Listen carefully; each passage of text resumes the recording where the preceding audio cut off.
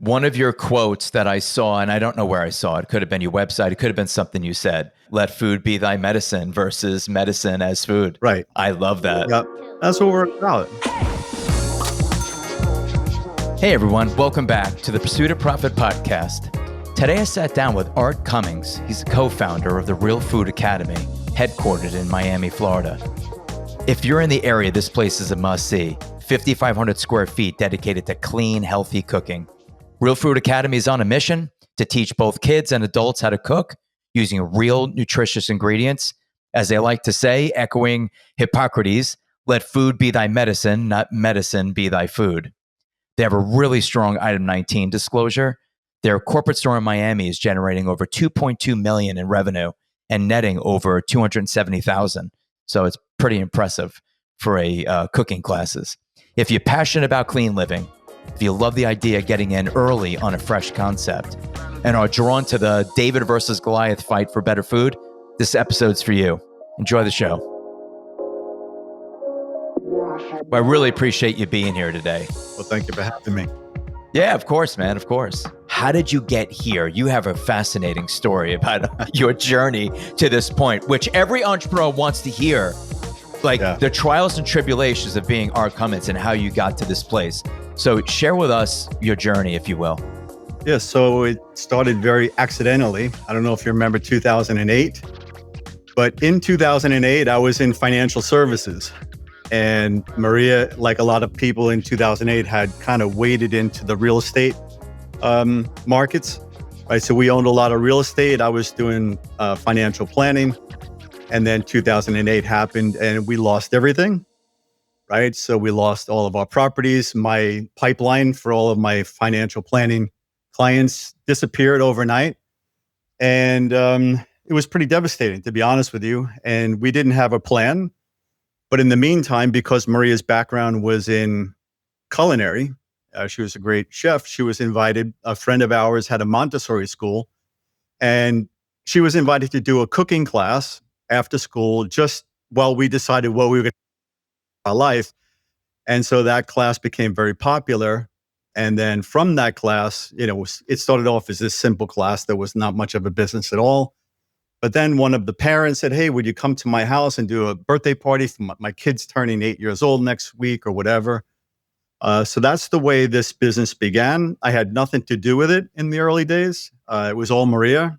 I didn't think of it very seriously because I was the guy that put on a suit and tie every day. And I was trying to figure out what I was going to do with my life while she was running around doing cooking classes. That's wild. Yeah. Very cool story. Yeah. We all remember the housing crisis. It's hard not to, right? There's just things that are seared into your brain, especially if you're an investor. We actually filed bankruptcy. We literally lost everything. Along with all of our properties. So like I said, Maria was doing these cooking classes literally just to put gas in the cars and pay the FPL bill just, to survive. It was literally that bad for us. I feel for you. Yep. I'm a real estate investor. I've got multiple properties. I know what you're talking about. Do you remember? It was I do. I remember well, very, very well. Yeah, we got caught up in it like a lot of people. Look, you live, you learn, you're an entrepreneur. Right. You are now. Now tell the audience, what have you and Maria created, right? What is the Real Food Academy? Back in 2008, while Maria, her background was in culinary and mine was in financial services, the one thing that we shared was this incredible curiosity and interest in nutrition and health and wellness, right? How to eat, how to eat well. So when she started doing these cooking classes, it was natural for her to talk to the kids about how to choose healthy ingredients from the start. So yes, we do the culinary entertainment, but plus health and wellness, right? So when the kids were going home and saying, Mom, Chef Maria told me we shouldn't be eating this particular ultra processed food, or we should replace these ingredients with those ingredients.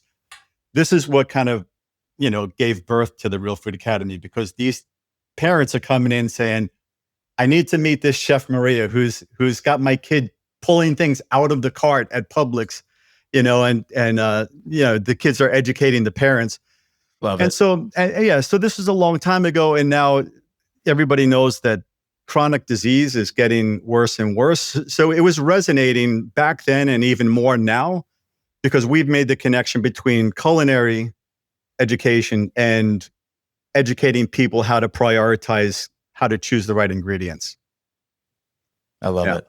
So what's happening now too, the chronic diseases are off the charts, right? And every family, you have friends and family that are affected, whether it's heart disease, cancer, diabetes, dementia, all kinds of mental health issues are all directly related to the food that we're eating, that we shouldn't be eating, and then the food that we should be eating that we're not eating. And people just don't know the difference. So we just found it was very natural if we're doing a cooking class to prioritize that part of the class, right? Not just making delicious, healthy food and having fun together, but also saying, okay, if you're gonna be, let's just say you're a carnivore or you eat meat, instead of saying this is the way to cook a steak, we're saying, okay, if you're gonna cook a steak, you want it to be grass fed, grass finished, and here's why, right? So we don't care if somebody's a vegan, carnivore, Mediterranean, or anything in between, right? We're just showing them Right. how to have the healthiest version of that particular diet. I like that. So you're agnostic other than remaining healthy, right? Totally I only eat 100%. seafood. Fine. I only eat nuts. No problem. I only eat One meat. Good for 100%. you. Because Right. I like that. the truth is there are some very unhealthy ways to be a vegan, or there's some very healthy ways to be a vegan. And the same can be said for carnivore. And we are agnostic. We don't care, but we will place the emphasis on choosing the healthiest ingredients. And that I goes for love kids, whether it's for kids or for adults. or adults. I Right. completely agree. Yeah. You have to have this. And if you don't, I want to know what you and Maria are using. I use an app called Yuka, Hmm. Yuka. And I Yep. could go to the store and scan literally any barcode and it will tell me Yep. what's in it.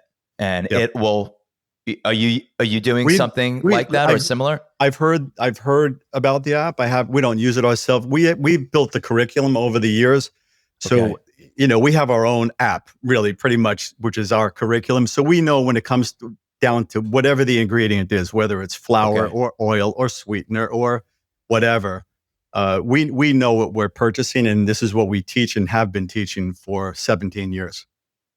One of your quotes that I saw, and I don't know where I saw it, could have been your website, it could have been something you said.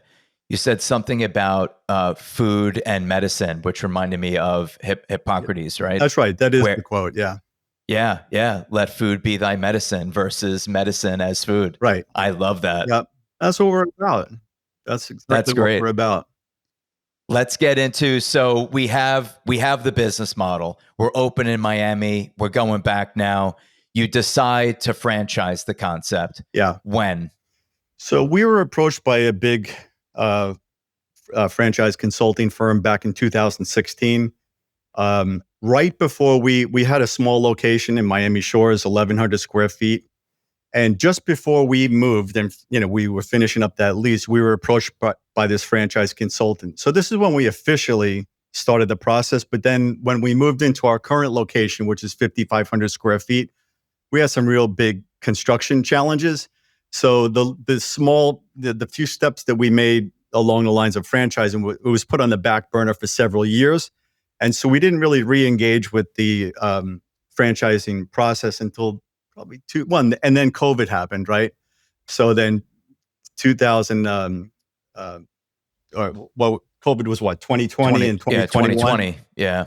Yeah. Yeah. So that was just survival mode, right? Because those were two difficult years to get through. So it wasn't until like 2023 that we really got serious about franchising, put the operations manual together, got the FDD filed for the first time in 2023, and got involved with some companies that weren't the best fit for us. We were kind of spinning our wheels, spending a lot of money. Hindsight is a wonderful thing. If I had to do it over, I probably would have gone in a different direction. I'm not going to name any names of companies, but spent about a lot of money and time in 2023, and then in 24, only last year is when I feel like I started to get on the right track.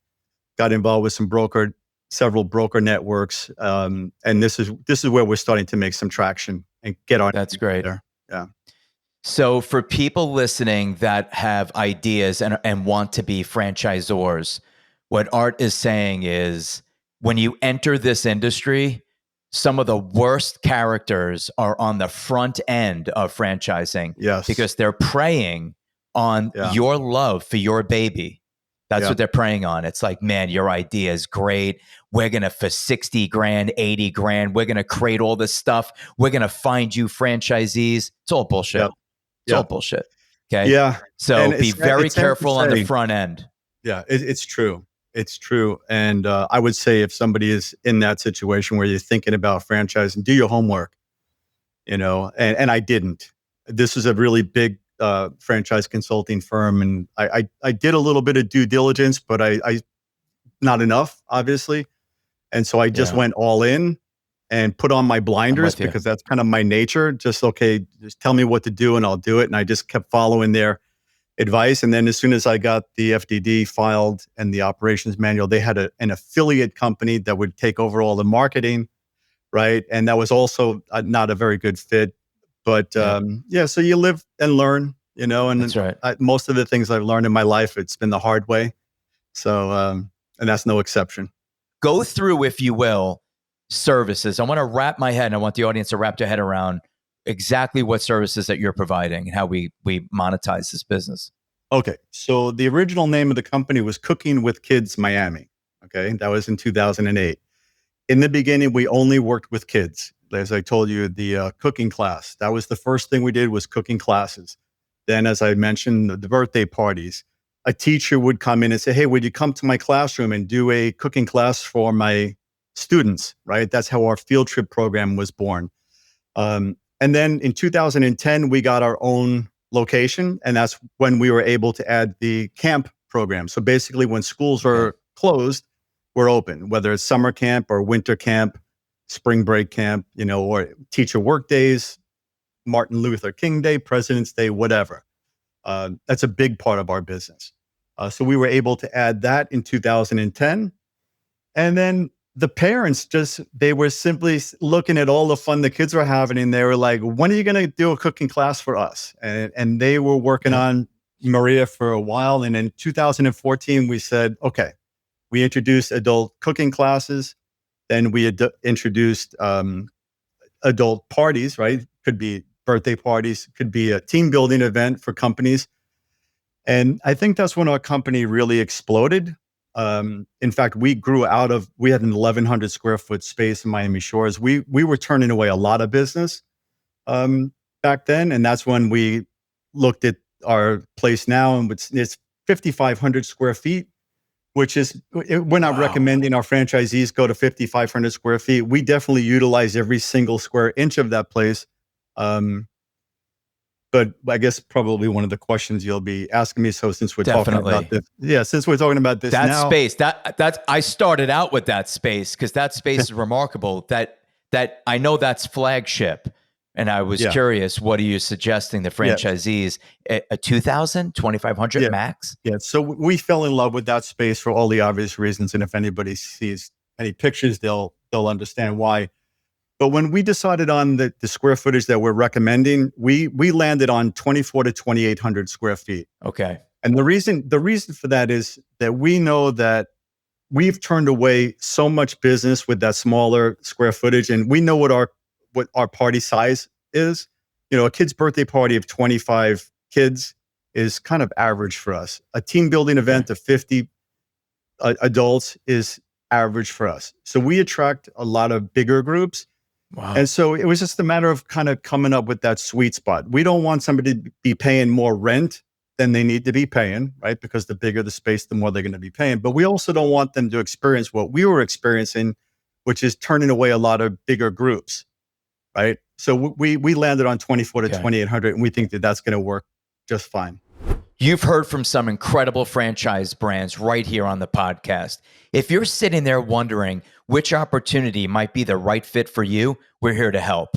At Phrenosity, we offer free consulting services to aspiring small business owners just like you. We'll guide you through a focused, strategic process to help you identify the best franchise match. Call or text us at 561-277-3710 or visit us on the web at francity.com. That's FRANOCITY.com. We look forward to working with you. Okay. All right. So we're offering cooking classes, kids, adults. You have the camps, so you're monetizing the business in the off season when the kids are not, they're out and about. So you're offering summer camps. I'll be specific. You have parties, meaning birthday parties, any kind of party, host a party. You have after school. What do you do? Yeah. They gets out of school at 2:30 in the afternoon and you're working till 6. They could come in after school? We do 2 different types of after school programs. One are held at our place.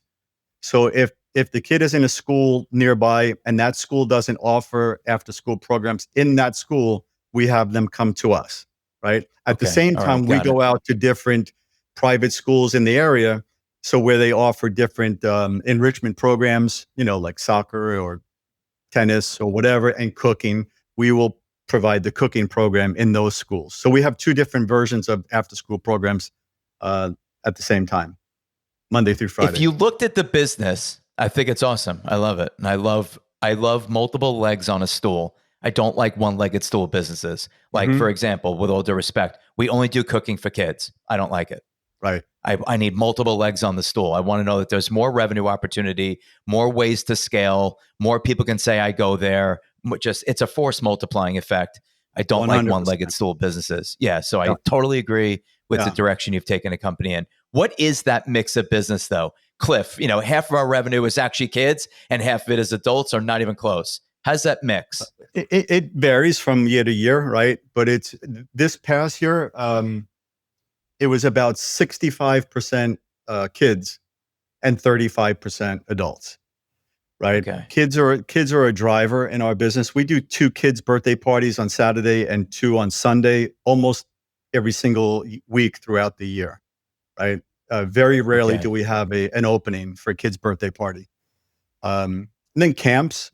I think the popularity of our program is driven by the fact that the kids aren't just having fun learning how to cook and learning a skill, but they're all the parents are seeing that the kids are adopting healthy eating habits, and that's just priceless, I think, to the parents, and that's what drives the enrollment. It's a life skill, yes, for sure. Yep, totally. And schools used to do it. I'm really hard on schools. I mean, and everyone listening knows that I think that public schools are a total failure. They get an F, and they've gotten an F for years. We do actually do a lot of work with the public schools, and excellent. It's called a field trip. It's either an in-house field trip where we go to them. We'll either set up in the cafeteria, or they'll come to us. But we have a component where it's a hands-on experience where the kids can have a lot of fun with the cooking experience. But then there's also a lecture where we literally we do a deep dive and teach them the difference between real food. We help them define it. What is real food and what is ultra processed food? Okay. And so by the time that they finish that event, they have a very clear understanding, not only what it is, but the cause and effect. When you're eating real food, all of the positive things that you can expect. And conversely, when you're eating ultra processed food. So this is what we do. And we get a lot of business through the public schools for the reason that you were just describing, right? How are you acquiring customers? How are you getting the brand out there to spread this message? That's a great question. And this may sound, I don't want it to sound like it's magic, okay? Because it's not. But this is what happens in real life. So if we do a kid's birthday party with 25 5-year-olds, and in that scenario, there may be 40 or 50 parents. At the end of that party, every single kid in that place is going to go up to their mom and dad and say, I want to do my party here. I want to do my party here, right? It's just a referral type of business, right? Same would go for the summer camp. The kid comes in for 1 week of summer camp. They have the time of their life. Then they want to do their birthday party there. They want to do a cooking class. So there's a lot of cross-selling that happens very naturally. Same thing with adults. They come for a cooking class. They say, hey, do you guys do parties for adults? And they just naturally want to either do a team building event or an adult party. Hey, my wife is turning, 30 or 40 next year. I'd like to do her party here. So we see a lot of the same faces year in and year out. As a matter of fact, at this stage of the game, 17 years in, we have some kids that we taught at 5 years old, right? They came in at 5 years old. They came This up is through, what I want to know. they came up through our programs. When they are old enough, they'll become a volunteer, right? They'll volunteer with us for a season or two. Then they'll become an employee. And then they essentially like family members. And so we're a very community-oriented type of company. We know everybody, and everybody knows us, and everybody loves us. And we know their families. And Maria, she spends more time in the Miami location than I do anymore because I'm focused on franchising. But she'll come back and she'll say, "Hey, do you remember this kid? We saw them in Miami Shores when they were 4 years old. Well, now I have their little brother. This one is in college, and now we got a little brother that's coming through the program again." So it's very joyful. It's a beautiful business from that standpoint, and it's from the business like that. point. Yeah, from a business standpoint, it's great as well, because we don't spend a lot of money on advertising. The only time we spend any money is on certain, summer camp guides and things like that, just to maximize the enrollments for summer camps and things like that. But the rest of the business is very like word of mouth and repeat business. I love that. I don't like one and done businesses, right? I like built-in recurrence, membership-based models. I like that repeat business. And it sounds like there's repetitiveness, but I don't understand it. So clarify for me how a 5-year-old enters, and I'm going to be frank, and doesn't get bored. What are you doing at 5, 6, 7, 8, 12? Is there a graduation of, well, now we're getting more sophisticated. Now we're baking. Now we're this, and now we're that. How do you keep them engaged? Yes. Well, for one thing, our cuisines are very diverse. So they could be making pasta one week, and they could be making sushi the next week, and Indian food the following week. And then they could be doing gingerbread houses around the season, around the holidays. So it's very diverse. It's all over the place. And then for the repeat customers, the kids that come back, year in and year out, or month in and month out, they graduate, right? So when they learn some skills, we take them from one table, because the younger kids with less skills are at one table. Then they graduate to, with older kids and, more responsibilities.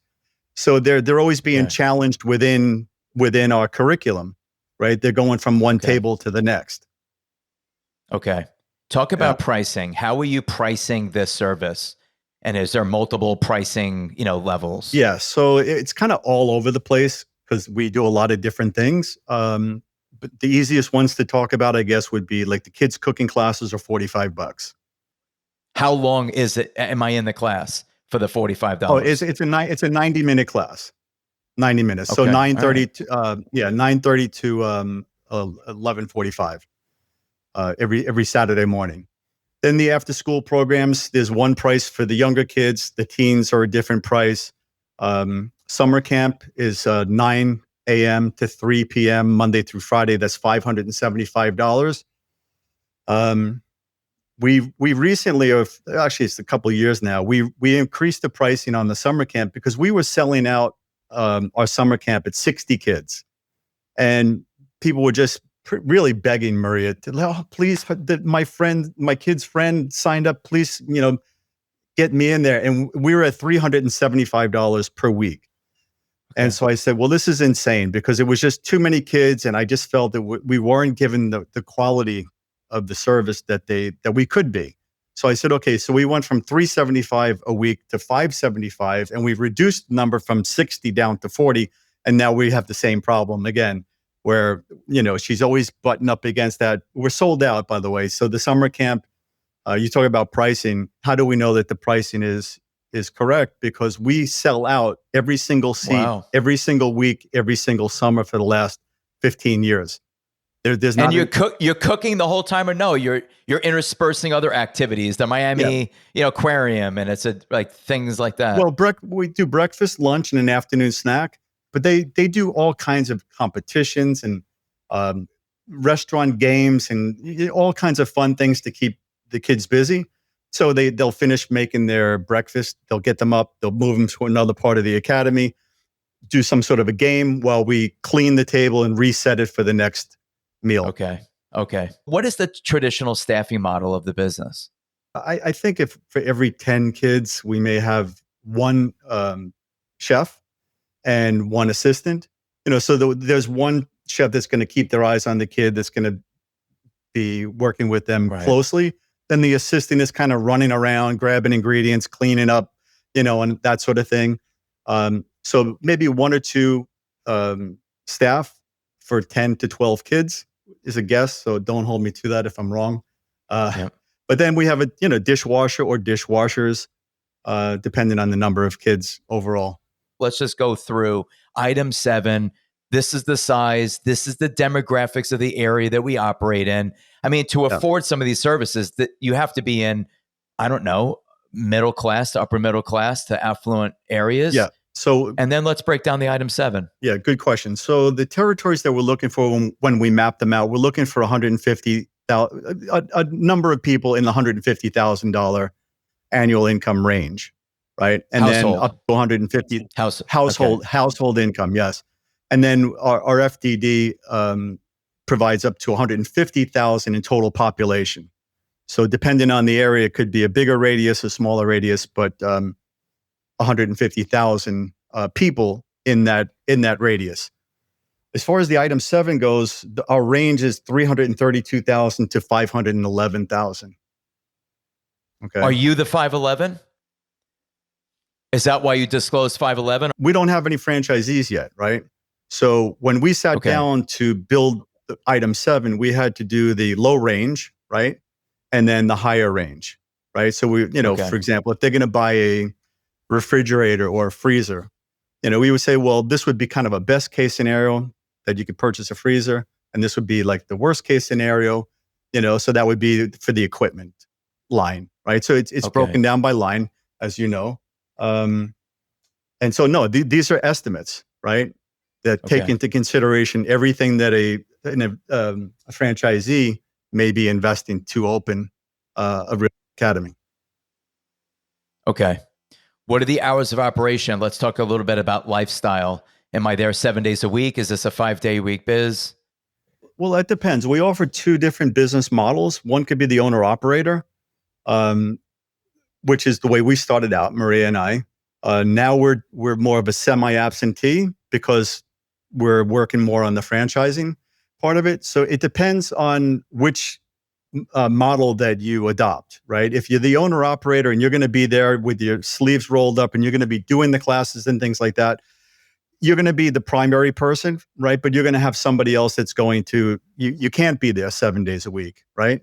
But the store operates 7 days per week? Yeah, okay. We're open. We're open 7 days, and some weeks are busier than others. It has more to do with how many bookings that we have. Some things are set in stone, right? We know when the summer camp is going to start, and we know when it's going to finish. We know our Thursday evening cooking class is going to be every Thursday night from 7 to 10. Right? What we don't know is somebody going to book a team building event on Monday afternoon or Tuesday afternoon or both, right? So those bookings are unknown. So sometimes we have a really busy week. Sometimes it's slower. Thankfully, most of the time it's busier. Is there anything proprietary like the scheduling system or anything that's patented proprietary that's unique to your brand? I would say the thing that's most proprietary is our curriculum. We've been developing a really robust curriculum because this is the most important thing to us, is teaching people how to choose the ingredients when they go to the store, and there's 30,000 different oils to choose from. And people, their head is just going in circles, not knowing how to choose food. And we know that most people don't because of the chronic disease, right? So this is our number one proprietary item that we're most proud of, is our curriculum. Aside from that, our calendars, booking schedule, everything is pretty standard stuff. But the curriculum is, I think, what would put us in a category of ourselves and by ourselves, and let us have the opportunity to say that we're the first to market cooking school that prioritizes teaching people how to eat in addition to teaching them how to cook. this is the other thing that kind of put us on the map was the delicious food that Maria makes. This is sort of her claim to fame and her gift is she is able to, whatever type of food that you like, she will show you a more healthy and more delicious version of it. This is the other thing that kind of put us on the map is you don't have to, if you want to get healthy, it doesn't mean you're going to be eating salad, day in and day out and bland food. Right. This is not what it's about. It's about just educating people and empowering people to know how to make a healthier version that's just as delicious and most of the time more delicious than what they're used to eating.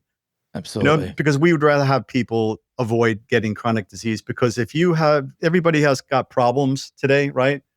You have a lot of problems, but if you have a health problem, then you only have one problem, right? That's right. And so this is what we're all about. This is our North Star. Healthy ingredients are a higher priority to us than teaching people how to cook. Teaching people how to eat is what we do. Can you please provide the audience with your 2024 item 19? Yeah, top line was 1.273 million, 1.273, 1,273,000. Good for you. And the bottom line, the net income after all the expenses was 271,844,000. That's excellent. That shows consistent upward improvement and growth in the business. Everything you're doing is working out. I want to share with the audience, I found this very interesting, a little bit of an analysis. 33% of your revenue came from parties. It was your number one revenue stream. Right. Because people no, the money's in the classes. I find it interesting how we always have this preconceived idea of how a business is making money. The lion's share of your revenue comes from parties. Camps was 28% of revenue. Yeah. Classes, which I thought was your core competency, was actually the opposite. It was 18%. Yeah. I mean, this is why we remain open-minded. Yeah. I will bring anyone on the show that wants to share their story because I'm learning so much about everybody's business. It's actually remarkable that parties again, 33%, camps, 28%, classes, 18%, field trips were 11%. Field trips may seem like don't do it, but 11% of revenue, it's 120,000. I'm not throwing that out of bed. And then I was shocked to learn wine and beer. You actually sell, so you have to explain that. We do. You actually sell wine and beer, which means the franchisees need to get a wine and beer license. Yeah, which is not difficult. A 2COP license is a lot easier than a liquor license. It's also more consistent with our brand. We don't really encourage hard alcohol. We discourage it actually. If somebody says, "Oh, can we bring liquor?" We say, not really. But we do sell wine and beer. We allow people to bring wine. We charge a corkage fee if they do. But yeah, so I'm a wine lover. I've chosen, I think we have a really great wine list. So people don't need to run to the store on the way to cooking class, trying to figure out, okay, what are we eating tonight? What wine goes well with this? So we have a really robust selection of great wine, red and white wines and sparkling wines from all over the world, priced really conservatively. Great. And so we're really proud of our wine list.